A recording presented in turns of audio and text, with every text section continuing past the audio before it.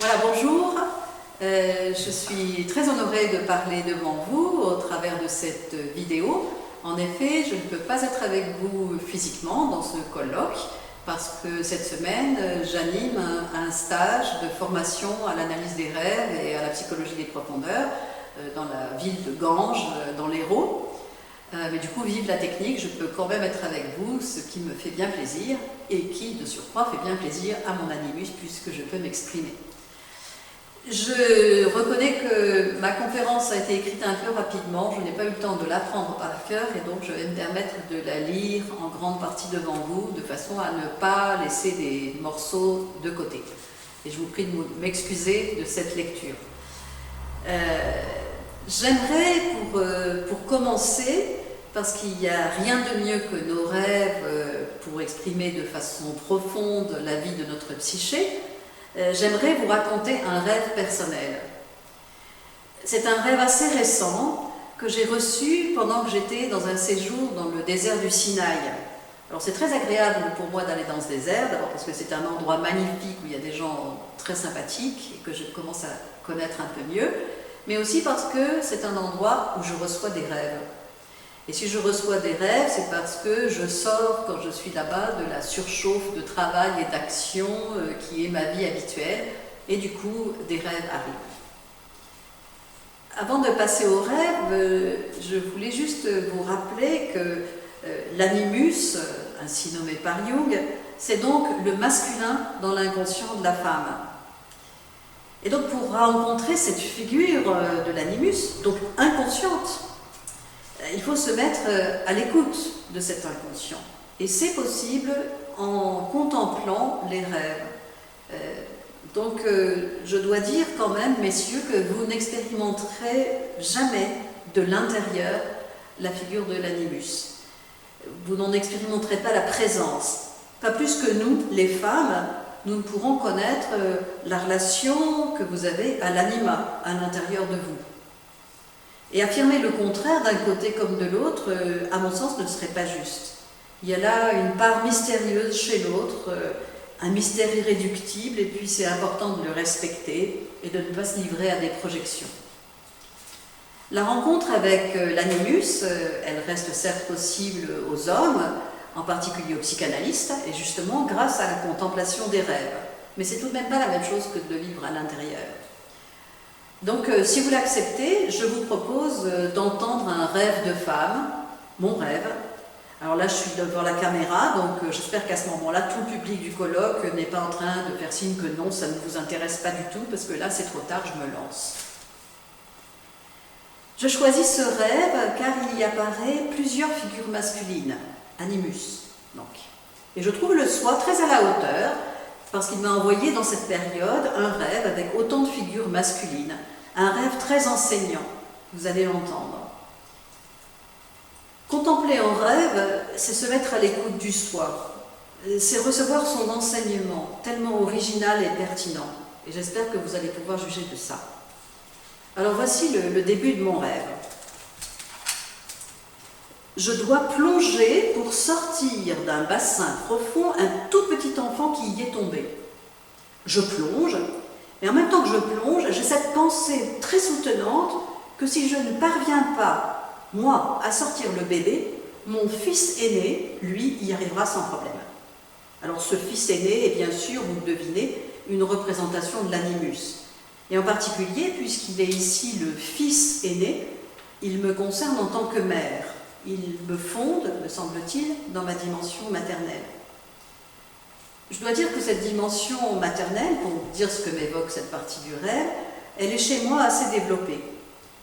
Je le ressens même assez positif dans ma vie, l'expérience de mettre au monde des enfants, de les accueillir, de les élever, ça a été quelque chose de très important dans ma vie. Mais aussi, dans mon caractère, spontanément, je dirais que je suis assez maternelle. D'ailleurs, ça m'est souvent renvoyé. Je suis protectrice, je prends soin, je veille sur les autres, sans avoir vraiment à me forcer pour ça. Mais attention, hein, une attitude trop maternelle pourrait devenir étouffante. Et du coup, s'allument régulièrement des signaux d'urgence qui disent « Stop, tu en fais trop, attention, tu en fais trop, tu en fais trop ». Bon, je ne les écoute pas toujours. Et dans ce cas, les autres, un de mes fils en particulier, se chargent de me signaler que là, vraiment, je suis juste pénible. Bon, ok, je me calme, même si c'est dur. Parce qu'être une mère avec un bon équilibre de cette dimension-là, c'est pas simple. La mère, c'est souvent du trop. Je reviens au rêve.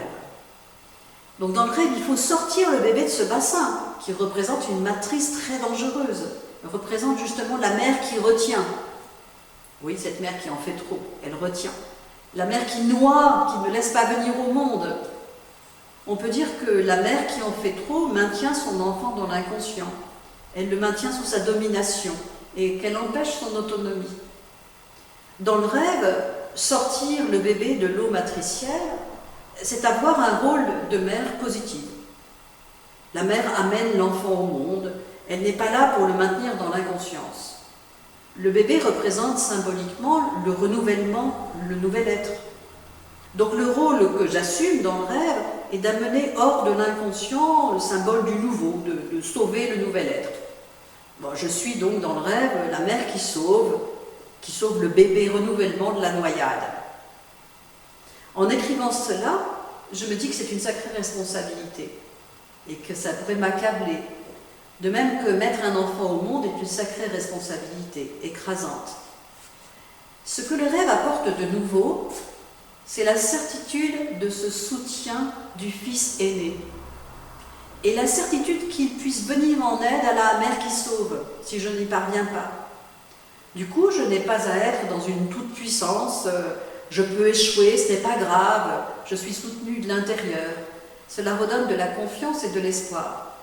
Le renouvellement viendra au jour, le bébé sera sauvé, quoi qu'il en soit. Et même si mon moi échoue, l'animus prendra le relais. C'est déjà pour moi un message très positif et enseignant pour ce qui me concerne. Le rêve, ici, vise bien à me rassurer sur mon chemin. En tant que psychanalyste jungienne, c'est rassurant de me souvenir que mon moi trouvera de l'aide de la part de ce fils symbolique pour ce qui concerne la venue au monde du renouvellement. Je suis donc moins obsédée par la crainte de l'échec.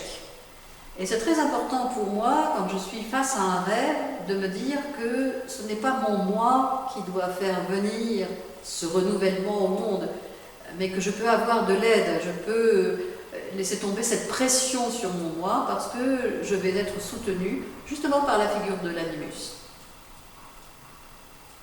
Voilà pour la première partie du rêve. Bon, cette première partie est plutôt positive pour moi. Je dirais même un peu à mon avantage. Mais la suite du rêve est faite d'images très originales, vous allez voir. Et là, il faut que je les entende et que je me laisse interpeller par ces images, même si c'est un peu agaçant. Je vous lis la suite du rêve. Je vois dans le rêve un groupe de pompiers qui font un spectacle pour montrer qu'ils sauvent des gens tombés dans l'eau. Ils sont en groupe devant un bassin, tous en uniforme, et l'un d'eux est censé sauter dans l'eau pour que les autres puissent faire leur démonstration. Seulement celui qui doit sauter n'en a pas envie, car il est tout habillé, il porte le même uniforme que les autres, et donc il ne veut pas. Et ça, c'est la fin de cette partie-là. Alors Jung serait tout à fait ravi de voir ses thèses sur l'animus vérifiées. Voilà un groupe d'hommes en uniforme qui représente à l'évidence la dimension de l'animus. Et j'en conviens, ces hommes-là sont donc bien dans la psyché. Des pompiers en uniforme. Ils représentent, il me semble, le modèle de perfection qui doit sauver les autres. Vous voyez, c'est un rôle, une obligation d'eux. Il y a là un côté presque institutionnel. Ils reprennent le mouvement de la première scène, sauter dans l'eau pour sauver, sortir les gens de l'eau, mais la spontanéité en moins. Là, c'est leur rôle, ils doivent le faire, ils sont tenus de le faire, ils sont dans le spectacle en plus, dans la démonstration. Bref, il s'agit ici clairement de l'animus gouverné par ce que Jung appelle la persona, c'est-à-dire le modèle de perfection imposé par la société, par l'inconscient familial. C'est l'animus qui, de l'intérieur, pourrait m'obliger à rester dans le rôle, c'est-à-dire la persona, de la mère sauveuse. Le rôle de la sauveuse des autres dans la société, voire le rôle de la psychanalyste obligatoirement sauveuse de ses clients, ce qui serait très négatif vous l'imaginez. Bon, si je vais un peu plus loin dans mon questionnement intérieur, comme il est bon de le faire devant un rêve, je me reconnais un petit côté sauveuse. S'il y a quelque chose à faire pour l'autre qui se noie ou qui est en difficulté, j'aurai rapidement un élan pour sauter le secourir, pour le ou la sortir de là. Je suis, comme beaucoup de personnes d'ailleurs, de celles qui verra tout de suite s'il manque quelque chose sur une table de repas, s'il faut se lever pour aller couper du pain, ou bien si quelqu'un vient de perdre son sac dans la rue, ou bien si quelqu'un est désespéré et nécessite de la présence. Bon, c'est mon rôle maternel, positif le plus souvent, ok. Mais le problème évoqué par ce passage du rêve, c'est que peut-être que cela m'est suggéré de façon massive par ces fameux pompiers, comme si c'était une obligation professionnelle. Et là, on n'est plus ici dans la scène spontanée du début du rêve. Les choses sont devenues plus rigides, obligatoires. Le mouvement est devenu porté par ces animus nombreux dans l'affirmation démonstrative de leur capacité. Ça ne va pas. Mais face à ce groupe très discipliné, donc en uniforme, celui qui ne veut pas sauter, c'est ce que Jung appelle l'ombre. Mais ici, une ombre plutôt négative, qui cherche à rester dans le refus de marcher dans les modèles imposés. Les pompiers disent il faut sauter, et lui dit non, je ne saute pas. C'est le révolté, celui qui ne marche pas dans la combine. Mais cela ne fait rien avancer du tout. Et du coup, pour moi, intérieurement, ça peut me laisser coincée dans un conflit entre une exigence intérieure très forte venant de l'animus persona hyper efficace et puis le refus intérieur extrêmement têtu de l'animus ombre révoltée. Alors je reconnais bien aussi une tendance en moi à vouloir échapper aux conventions, mais d'une façon très nihiliste. Vous savez, comme ce personnage de la nouvelle d'Herman Melville, ce personnage s'appelle Bartleby, et qui oppose, il est un scribe, et il oppose à tout ce qui lui est demandé un très ferme « I would prefer not to », j'aimerais mieux pas. Et ce personnage, je m'y retrouve tout à fait, j'aimerais mieux pas. Celui-ci, je le connais bien. Il suscite de l'intérieur un refus d'agir, une révolte qui est faite d'immobilité, de « non, je ne ferai pas ce que vous voulez que je fasse ». Et c'est sans doute à la hauteur de la pression qui m'a été inculquée dans mon enfance. Fort probable. Il faut rappeler que dans la psyché féminine, l'animus est la dimension masculine. Donc affirmation, action, intellect, parole, etc. Donc il porte un discours, un geste, il mobilise, il affirme, il dit. Et là, vous voyez bien que me voici, moi qui reçois ce rêve, interpellé sur cette problématique. L'animus persona pousse à une démonstration de sa puissance d'action et de son efficacité, mais l'animus ombre, au contraire, tire dans un nihilisme qui empêche de faire et qui ruine le beau spectacle de l'action attendue. Me voilà bien. Je ne sais pas si certaines d'entre les femmes qui peut-être m'écoutent et me regardent peuvent se reconnaître dans ce que j'évoque. Au niveau de l'action, je me retrouve souvent dans cette situation. En moi, ils veulent, d'une façon un peu excessive, et en même temps, ils ne veulent pas. Et du coup, blocage, inefficacité, tension et surtout souffrance. En plus, pendant ce temps-là, que se passe-t-il pour l'éventuel nouveau qui est en train de se noyer dans l'inconscient, faute d'en être extrait? Rien du tout. Le renouvellement reste dans l'eau, symbolisé par exemple par le bébé du rêve, du début du rêve. Cet inconnu qui voulait émerger à ma conscience, eh bien, il ne vient pas au monde. Il reste dans l'inconscient. Il se noie. Zut. Il est lui-même coincé dans ce conflit que je vis entre ils veulent et ils ne veulent pas. Je précise que là, mon moi ne décide pas grand-chose, comme vous le constatez. C'est une histoire qui arrive assez souvent dans ma vie, en particulier du côté des idées. Une idée nouvelle semble vouloir sortir, et donc il y a à la fois une très forte attente que cela sorte, que cela existe, et puis non, finalement tout se bloque, et cela me laisse mécontente et frustrée. Alors je ne vous dis pas quelle lutte intérieure a pu précéder l'écriture de cette petite conférence et son enregistrement. Oui, non, C'est là où n'importe quel jungien classique pourrait trouver que je suis une femme insupportable, qui ne sait pas choisir, et qui suis totalement dominée par un animus négatif, un animus de groupe typique, à l'ancienne, collant parfaitement avec les descriptions fameuses de Jung. Il y a là le groupe d'animus d'autorité qui veulent montrer leur savoir-faire en fait de sauvetage face à un animus négatif et nihiliste. Ce conflit qui bloque tout risquerait de me transformer en une pauvre chose incapable de s'affirmer et tourmentée par la nécessité de le faire, gloops. C'est pour le moins interpellant. Mais voici la suite du rêve. Et là, il y a encore des figures d'hommes, beaucoup d'hommes, décidément.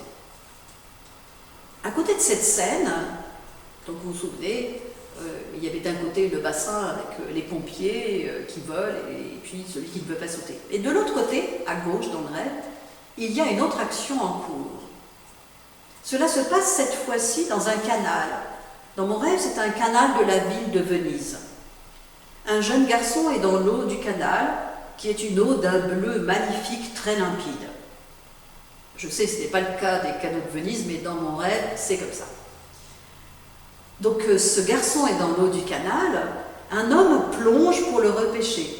Cet homme est grand, musclé, et son torse nu est couvert de tatouages, comme des tatouages de prison. Il plonge très courageusement, mais l'enfant, par jeu, lui échappe et nage vivement dans les profondeurs. Il y a là une sorte de jeu moqueur. Je sens que l'enfant se marre bien à ne pas se laisser attraper. Il respire sous l'eau, il tourne, il virevolte et il se moque gentiment de l'autre qui le poursuit. Et cette scène s'arrête là. Bon, alors qu'est-ce que ça me raconte au niveau de l'animus? D'abord, cet homme. L'homme, il est sorti de prison. Il saute dans l'eau. Il est torse nu. Il me semble assez original, peut-être un peu marginal aussi. Visiblement, il est marqué suite à son passage en prison, les tatouages. Mais il saute. Il pourrait donc être une tentative de transformation, de résolution du personnage précédent, qui était en uniforme et qui ne voulait pas sauter. Vous voyez, il est très différent. Pourquoi pas? Au moins celui-là, il plonge. Et puis ce mouvement est motivé, puisque l'enfant est dans le canal, donc il faut le sortir, c'est logique. Oui, c'est logique, mais ce serait ne pas tenir compte de la volonté propre du jeune garçon. Allez, encore une figure d'animus. Décidément, il y a vraiment du monde dans ma psyché. Et alors, qu'est-ce qu'il peut représenter, celui-ci? Il nage comme un poisson dans l'eau, et visiblement, il se plaît à la vie des profondeurs. C'est son milieu naturel. Pas question de le tirer hors du canal. Alors, je suis sensible au fait que ce canal soit celui de Venise, dans le rêve. Pour moi, Venise, c'est clairement la ville des amoureux. Je ne vous raconte pas pourquoi. Peut-être que ce garçon poisson est celui qui tient à rester dans ce canal-là, de la vie intérieure, de la vie amoureuse, de ma vie de sentiments, d'émotions. Et peut-être qu'il ne tient pas du tout à être extrait de force en direction de ma vie consciente, en direction de la surface. Sortir lui ferait courir le risque de perdre de sa réalité de vif argent, de poisson. Ça lui ferait courir le risque de rejoindre les nombreuses figures d'action efficaces qui me mobilisent beaucoup, les pompiers, par exemple. Mais lui, non, il n'est pas du tout de cette nature-là. Il est proche des sirènes, des fées, des rêves, de l'alchimie des profondeurs, de la magie des contes. Et c'est bien, il joue, il ne sert à rien, il n'est pas utile au niveau social, il est.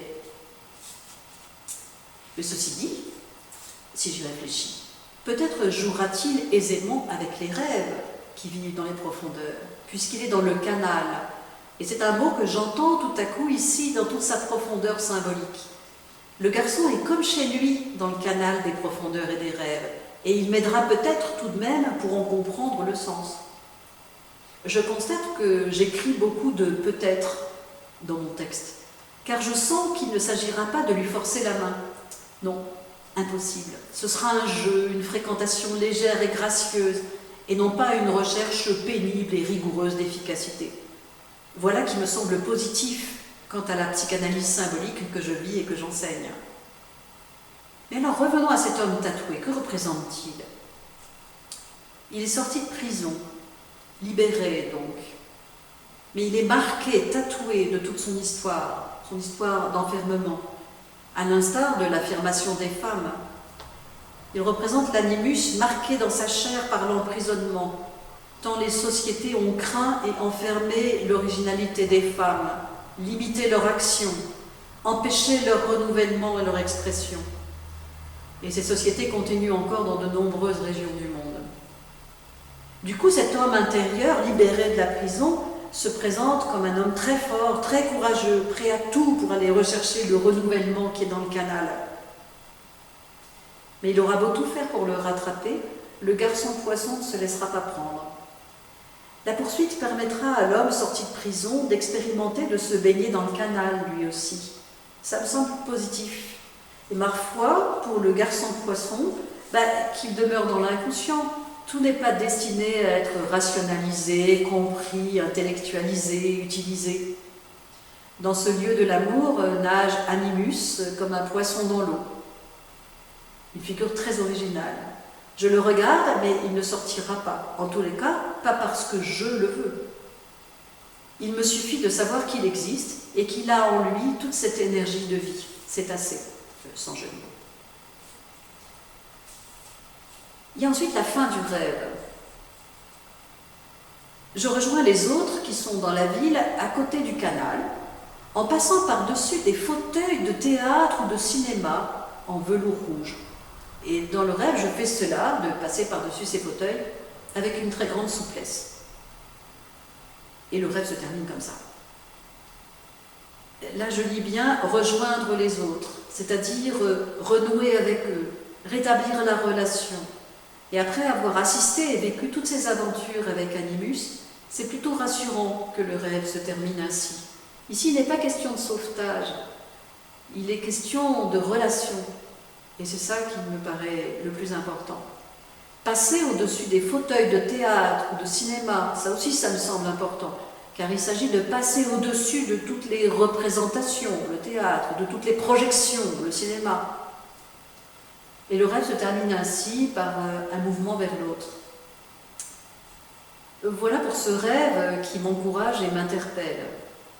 Ce qu'il pourrait me dire, si j'en fais une synthèse, c'est attention à ne pas céder aux normes et à l'hyperdémonstration d'efficacité dans mon action, et attention à la révolte nihiliste qui ne mènera à rien du tout, et attention à ne pas tenter de sortir de force la figure d'Animus qui est destinée à la fréquentation joyeuse du soi et des profondeurs.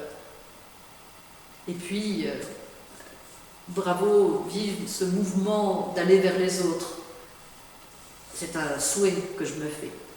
Tout cela me parle bien. Et peut-être qu'à vous aussi cela parle un peu, je l'espère. Je vous confie en tout cas ma lecture de ce rêve comme l'enseignement le plus récent que j'ai reçu concernant l'Animus. J'ai presque fini ce que j'avais à raconter. Je voudrais encore rajouter quelques mots à propos de la voie jungienne d'hier à demain, qui est le titre de ce colloque. Cette voie jungienne passe, pour ce qui concerne la façon d'interpréter la figure de l'animus, par une revisitation critique des livres de Jung et de plusieurs de ses successeurs. En effet, il y a en moi-même et en les femmes des aspects de l'animus que Jung a très bien décrits, autoritaires, normatifs, conventionnels, redoutables d'organisation et d'efficacité, et certainement pénibles à supporter pour celles et ceux qui vivent avec nous, les femmes. Aïe, aïe, aïe. Je dois faire un petit effort d'honnêteté pour le reconnaître, cela existe bien. Et ils ont été très bien décrits par Jung. Mais il y a aussi d'autres figures, bien d'autres, qui sont porteuses de notre mouvement d'individuation de femmes, de notre expression originale, de notre capacité d'œuvrer dans la société avec les autres et de notre aptitude à fréquenter l'inconscient. Aussi bien nous pouvons admettre que le point de vue de Jung, qui n'a pas tellement décrit ces autres figures de l'animus, donc son point de vue provient de l'expérience de sa vie en Suisse, dans un certain milieu et surtout dans une certaine époque. Et je crois qu'il faut quelque peu le nuancer. Je dirais également que son point de vue semble un peu le fruit de ses projections sur les femmes, avec des conclusions assez dévalorisantes. qui ne correspondent d'ailleurs pas à la qualité de l'expression des femmes qui l'entouraient. Je vous renvoie pour une exploration plus approfondie des thèses de Jung à notre livre collectif L'âme des femmes, paru chez Réelle Édition. Je vous montre à l'instant la couverture de ce livre. Depuis l'époque de Jung, les femmes ont de toutes les façons changé. Elles se sont émancipées. Et même s'il y a encore du progrès à faire, elles ont, au moins en Occident, la liberté et la capacité de s'exprimer. Le féminisme a d'ailleurs largement œuvré à la libération de l'animus et donc des femmes. Et pour ma part, je suis reconnaissante à toutes ces femmes qui ont lutté pour cela. Mais quel est l'avenir? Les femmes que je connais, et particulièrement les jeunes femmes, vivent actuellement avec des exigences multiples. Si elles veulent parvenir à maintenir une vie relationnelle amoureuse, une vie de mère, une vie professionnelle, une vie de créativité, une vie intérieure, j'ai l'impression parfois que leur animus est sollicité plus que de raison. Et je les sens souvent totalement débordés. L'action, l'affirmation, la maîtrise, tous ces domaines du masculin risquent de dominer tout à fait la vie des femmes. Il n'y en aurait plus que pour l'action, donc tout pour animus, c'est pas l'idéal. Je vis moi-même très souvent avec cette pression de trop de réalisation, trop d'organisation, domaine où l'animus excelle, trop de mouvements, trop de masculin. Est-ce que c'est choisi? C'est la question. La vraie question à se poser. En analyse, il me semble qu'on se pose souvent cette question-là. Est-ce choisi ou bien est-ce une obéissance à un modèle de perfection inconscient, ou bien même à son contraire, comme une réaction, et seulement cela? Le mouvement de devenir soi-même implique de se dégager peu à peu de toutes ces projections qui nous façonnent malgré nous.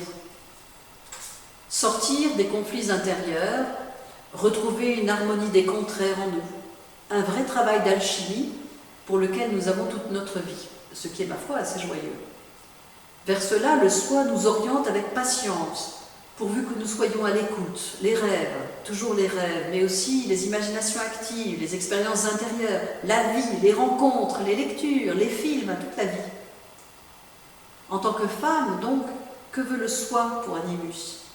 Que veut le soi pour notre expression à venir? Pour ce colloque, pendant un temps, un titre a été proposé sur le site pour mon entretien. Je suis fautive, je n'avais proposé aucun titre. Vous vous souvenez, oui, non, donc je n'avais donné aucun titre.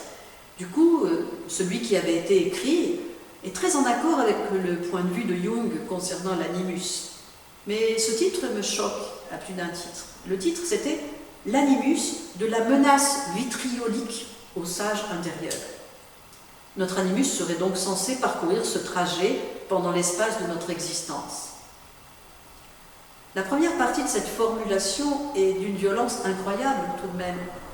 Certes, l'animus est une figure qui peut être très négative, dotée d'une grande violence. Notre expression de femme peut être très violente. Il est d'ailleurs important pour une femme de prendre conscience que parfois son expression, ses mots, ses actions lui échappent totalement, venues brutalement de l'inconscient, sans qu'elle y soit pour quoi que ce soit consciemment. Alors Jung décrit l'animus comme, je cite, rigide, bardé de principes, législateur forcené, acharné à refaire le monde, pédant, théoricien, empêtré dans le discours, querelleur et dominateur, un vilain quoi. Violence et méchanceté, certes, nous pouvons vivre et être dominés par ces aspects. Mais est-ce qu'on ne pourrait pas nuancer le propos? Vitriolique, de vitriol. C'est la projection d'une destruction totale, d'une défiguration. Alors peut-être que certaines situations ressemblent à cela, et que dans certains cas, l'animus agit ainsi, aussi bien à l'intérieur de la femme, contre sa féminité, aussi bien à l'intérieur qu'à l'extérieur, en se projetant contre les autres. Mais il me semble que cela ne résume pas toute l'expérience de l'affirmation des femmes. Et puis, nous ne commençons pas systématiquement dans nos vies par cela. Et même si, en effet, l'animus du départ de nos vies est vraiment très capté par les modèles, les conventions de nos inconscients familiaux et collectifs, il n'est pas forcément une menace vitriolique, un mot qui d'ailleurs n'existe pas. Gardons-nous de systématiser. Essayons d'échapper à une modélisation de ces figures de l'inconscient. Les décrire en imaginant tout un déroulé au cours de la vie, ce serait les enfermer dans des définitions rigides, dommageables à leur évolution et donc à la nôtre. Il me semble essentiel, dans le cadre de l'analyse des rêves, de ne pas partir avec une vision trop figée sur les figures intérieures. Laisser venir ce que raconte le rêve, faire confiance et écouter aussi chaque femme qui est là avec ses propres expériences, son propre ressenti. Quant au sage intérieur, qui est présenté donc, dans ce titre comme l'aboutissement final, je ne suis pas très enthousiaste non plus. Certains livres jungiens de vulgarisation présentent le stade ultime de développement de l'animus, donc le but final, en le dessinant comme un moine très sage, encapuchonné, vêtu de sa robe de bure. Quelle destinée! Plutôt sinistre. Et en tous les cas, puisque c'est un moine très solitaire. Mais en moi, l'animus qui nage joyeusement dans le canal crie « Pas question de devenir saint !» Mon expression deviendra-t-elle sage? Je ne sais pas. Tout dépend ce que l'on met sous ce mot. Au sens d'une harmonie, d'une profondeur, d'un équilibre, pourquoi pas? Je suis preneuse.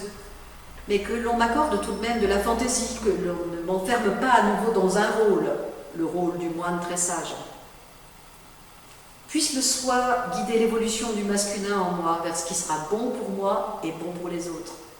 Et si j'en crois le rêve que je vous ai présenté à l'instant, il pourrait s'agir à la fin d'un mouvement vers l'autre, vers les autres, que mon affirmation aille sans cesse en direction des autres, dépassant, comme les fauteuils de théâtre ou de cinéma du rêve, toutes les représentations théâtrales et les projections, que mon animus devienne de plus en plus relationnel, ce serait bien.